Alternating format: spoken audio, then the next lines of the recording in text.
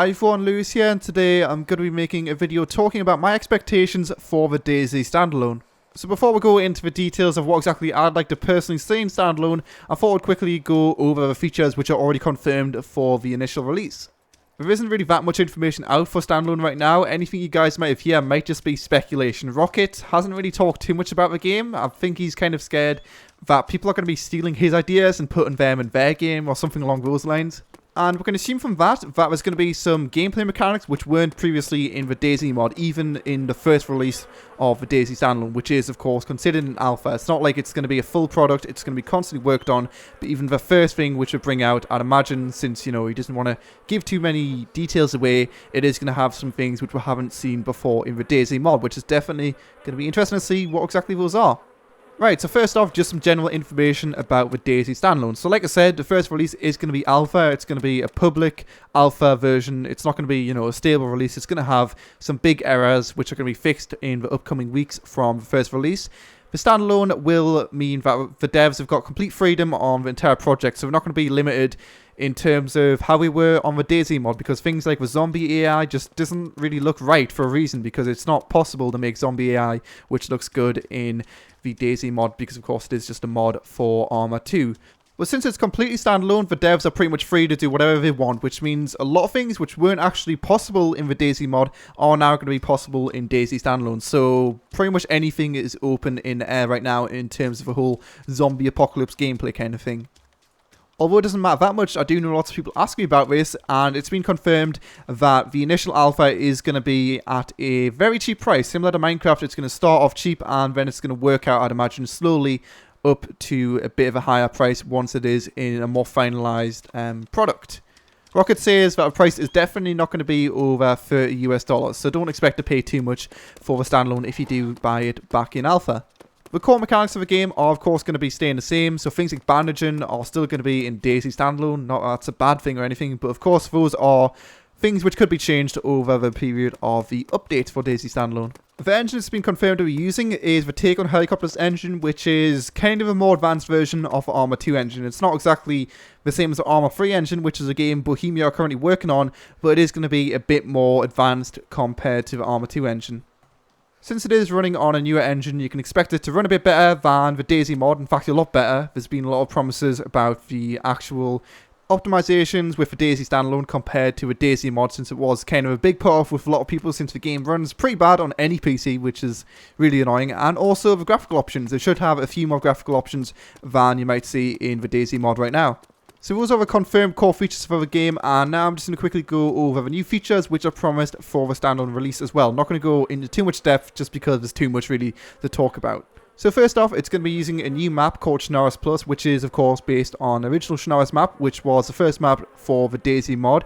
There's going to be a lot more enterable buildings on the DayZ Standalone than the DayZ mod. You'll see a lot of buildings you just can't go in. But of course, if you go to the same location in the DayZ Standalone, you can expect to be able to go inside the entire building, open up the doors, close the doors, loot the building, and barricade it up. Just do whatever you want with that house, which is definitely going to be one of the biggest things, in my personal opinion, which I'm excited to see in the DayZ Standalone. It's confirmed that there's going to be hand combat, which means a lot of fresh spawns are going to have some interesting experiences beating each other to death. Dogs are going to be added to the game, so you can expect them to be able to track, to warn you of danger, to follow you, to give them commands, that kind of stuff. And of course, eventually, they will die, and that'll be very sad. There's not going to be any safe areas on the map or anything like that. It's just going to be you versus the world as it was on the DayZ mod. Since Rocket's kind of changed his ideas over time, he's made it kind of more an MMO now, so all of the gear and weapons which players use can degrade over time, so you can expect things such as maybe the guns locking up, that kind of stuff, or the gear just not being as effective over time, which is definitely going to make players a lot more careful with their equipment. There's going to be a web interface which is going to have a lot of stats and being able to see notes, your diary, that kind of stuff online, which is going to be cool. Again, being able to look a lot more in depth in each of your characters' stories. And finally, there's going to be some kind of narrative which will talk a bit about how the entire zombie apocalypse happened, which is going to add a kind of story element, but of course still the main story which is going to be in the game is simply going to be your personal story of your character, how he died, what kind of stuff happened, who you met, that kind of stuff, as it was in the DayZ mod. And the final thing, which might not make it to the initial release, but is definitely something which is going to be interesting, is a virus system, so you can have diseases and that kind of stuff in the game as well. So that's pretty much all the confirmed features right now. There is a few more things which are kind of minor, but I didn't really think I'd mention them since, like I said, they're minor. But now on to talk a bit about what I'd expect and like to see inside the game. The first thing I'd really like to see is the game to kind of transfer into an MMO format. Rocket has talked about this a bit, but one thing I'd really like to see is the possibility of having still one main map, but having separate islands which have got different climates, that kind of stuff. So say, for example, you've got Shinoris in the top left of the map, then down south a bit, you've got a snowy zone or something like that. That would be really interesting, which you could maybe fly over to or get a boat over to. Something like that would definitely be something which would be really interesting and make the game a lot more of an MMO than it currently is in the DayZ mod. Of course, along with this, you would need a lot higher pop servers as well, or maybe each of the zones could be different servers or something like that. So it's not so much a focus on, say, for example, you prefer this server, but it's more that the entire game is just good enough to make it justifiable to play on the main hive. Because right now, everyone plays on private hives because they've just got more features. So I'd imagine that's going to be something which Rocket wants to do. He wants to make people play on the main hive and have a reason to do that. So it's definitely going to be something Rocket's going to be thinking about, but like I said, the main thing which I really want is just multiple islands. It's going to be really awesome if it's got the same hive throughout all of the maps. So, I mean, compared to the DayZ mod, obviously you've got all the different maps, but they've all got different characters. You're always going to spawn on an island, but with this kind of format, you could spawn anywhere in the world. I think it'll be a lot more interesting for a long-term player to see all of these different zones spawning in places they've never seen before, whereas on Shinoris, after playing it for a few days, you more or less know the entire map.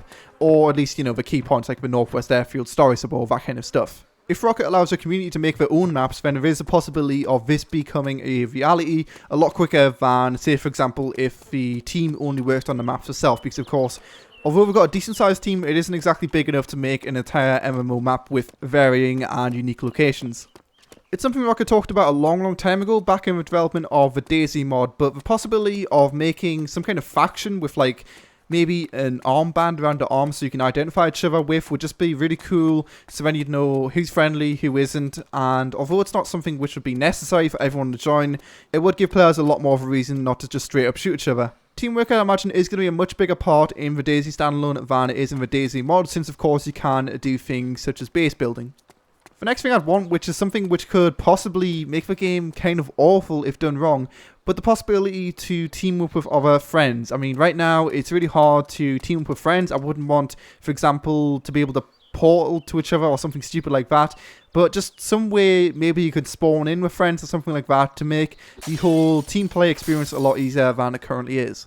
It's pretty much impossible for new players to team up with each other, and I'd imagine if someone isn't really willing to put a decent amount of hours into the game, their first impression of the game is going to be that it's a walking simulator. And of course, that isn't the case if you do end up, you know, getting to cities and all that kind of stuff. But for someone who just wants to get into the game and doesn't really know too much about it, it's not really accessible whatsoever. Like I said, I wouldn't want it to be too casual being able to teleport to each other or something like that, but just some kind of friend system which makes it a bit easier than it currently is to team with each other.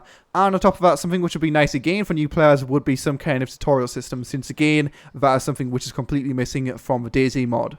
The main reason a tutorial is of course missing is because it's a mod, but I think it's something which the devs might overlook and simply not add to the game, and like I said, that will put off a lot of people who are new to the game.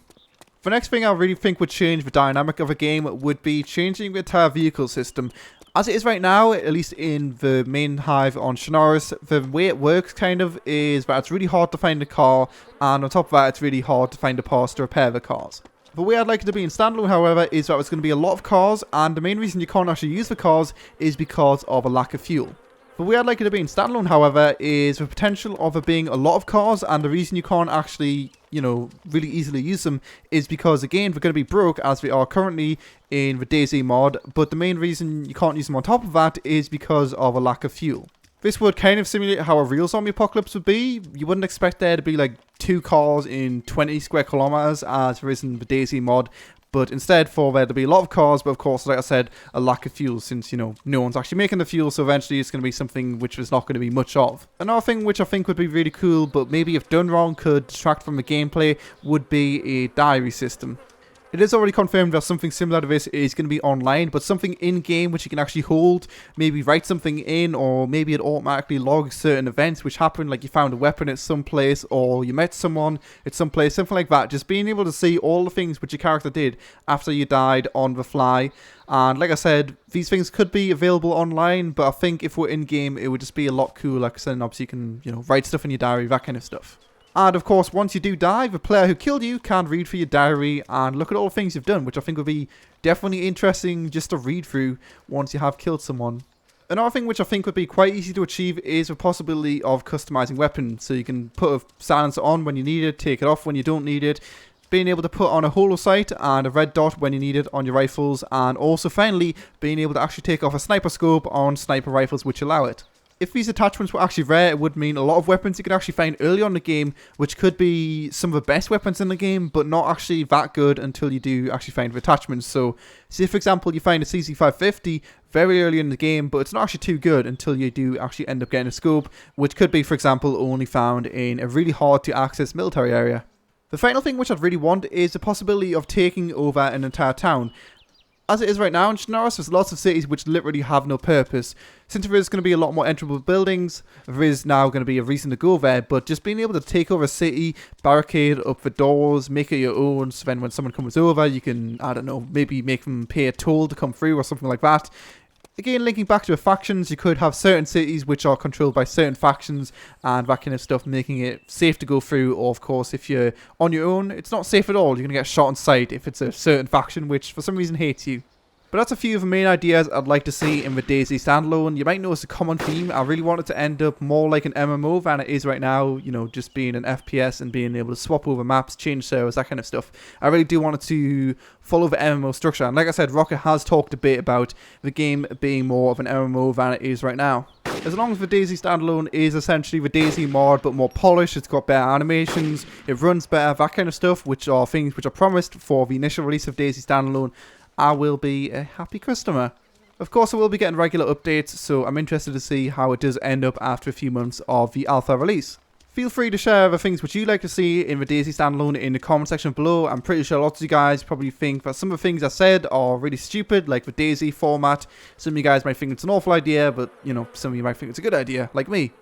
I'm sure in a few weeks Rocket will reveal what the release date for the DayZ Standalone is, but right now we know pretty much nothing. We don't know when it's going to be coming out, we don't really know that many features, so yeah, speculation is always fun, just talking about things which could be in the game, and of course if it are things which lots of people like, then Rocket has the possibility of adding them into the game, since like I said, it's a standalone game that can add pretty much anything they do want, as long as the fans desire it. Anyway, thanks a lot for watching, don't forget to comment, like, subscribe, and all that good stuff, and I'll see you guys next time.